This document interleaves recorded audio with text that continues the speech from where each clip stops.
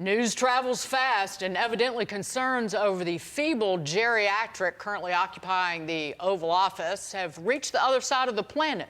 Vice President Kamala Harris pressed on Biden's age in Indonesia earlier today. Watch. I see him every day. I see how his ability to understand issues and weave through complex issues in a way that no one else can to make smart and important decisions on behalf of the American people have played out. Joining us now, Fox News contributor and townhall.com editor, Katie Pavlich. Katie, good to see you. Listen, I love the idea that Joe Biden can weave through complex issues. The problem is nobody ever sees that when he takes a podium and speaks off the cuff to the American people. Well, they certainly have their talking points on brand, right? They're all saying the same thing. So it's obvious this is a narrative that they're trying to push out as 2/3 of Democrats express concern about Joe Biden's ability to not just run for a second term, but actually conduct himself in the White House and make those decisions for the country. You know, it's interesting to watch her obviously defend her boss. She's not going to say something that's negative against him because he's taking her with him for the ride on the second campaign. But this is why you're seeing Republican candidates saying, look, we're running against Kamala Harris. We're not running against Joe Biden. She's the next one in line. And Joe Biden's own party does not think he's capable of actually moving successfully into a second term. So she's got the talking points. The press secretary has been saying the same thing, that he's vigorous, even though there are reports from staff, White House staff, saying the president doesn't put anything before 10 a.m. because he doesn't have the energy to deal with those issues. People can see him walking off like he did yesterday with the Medal of Honor ceremony. It's clear that the narrative is not lining up with what people are actually seeing with their own two eyes.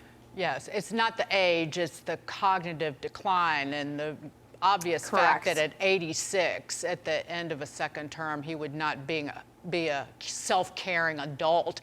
And she knows that. That's why she said this. She's reassuring everybody that Joe is weaving through complicated issues, that he's A-OK, but then she says she's ready as ever to take over as president if needed. Watch this, Katie.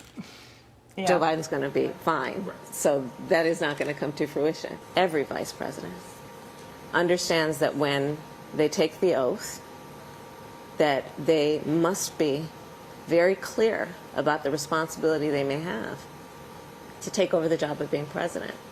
I am no different. She's getting good at one thing, or better, acting.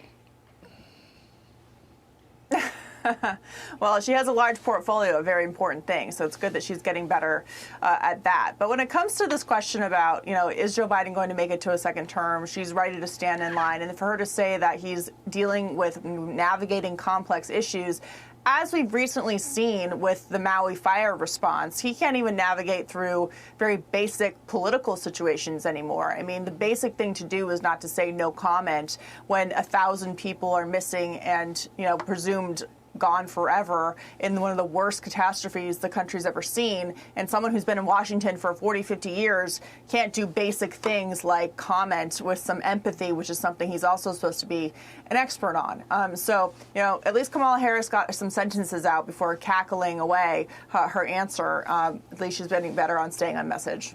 All right, Katie, I want to move to a topic that is near and dear to your heart because hunting season is here, but Americans, they don't seem happy about it. A new survey shows public disapproval of hunting is at its highest percentage in almost a decade.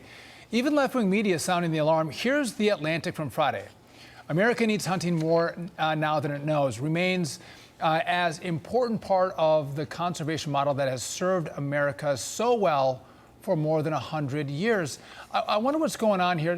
The hunting culture is a big part of the American culture, but here disapproval is rising. What's happening, Katie? I think hunting is one of those things that is fundamentally misunderstood, and there have been a number of groups that have focused on emotions rather than facts. The facts are that hunters and anglers are the reason why we have conservation programs in every state around the country. They pay $1 billion in federal excise taxes every year that go back to the states in the forms of grants for their wildlife and fishing programs in those states, and therefore conservation. And if you don't place a value on animals through hunting, fishing, etc., they become meaningless and they are not respected in the way that hunters respect the animals. And so everybody benefits as a result of hunters putting that money back into the economy and going out on their own time and doing these conservation projects to make sure that wildlife is thriving throughout the country. So I would encourage people to do a little more research and get behind maybe the talking points of the people who are trying to take hunting down. But it really is part of the American life. It's part of human nature to be hunters, and it's certainly something that conservationists are responsible for in terms of making wildlife a plethora around the country. And in places where they don't have hunting, there experiences problems, like New Jersey, for example, when they took bear hunting away, then there's this clash between bears and animals. You have these deer populations in places like New York and Virginia that are out of control. Managing wildlife is part of what human beings need to do, and hunters do it in a humane way that benefits everybody. And embracing one of our greatest assets as Americans too, Katie. Indeed. And I do respect the science of wildlife biologists and fish and game wardens and fish and game experts across the country. I trust those scientists. No doubt about that. All day. This has something to do with the schools, I think, Katie. We're going to get more about that. The schools hate guns. They're teaching kids. They don't like hunting. There'll be more to come on that. Katie Pavlich, always a pleasure. Good to see you. Thanks for joining us. You too. Thanks. All right. Remember when Joe Biden said this? Let me remind you again, I reduced the federal deficit. That was just another one of his tall tales. The truth about the federal deficit when we return. Sometimes he gets the debt confused with the deficit too. Love that one.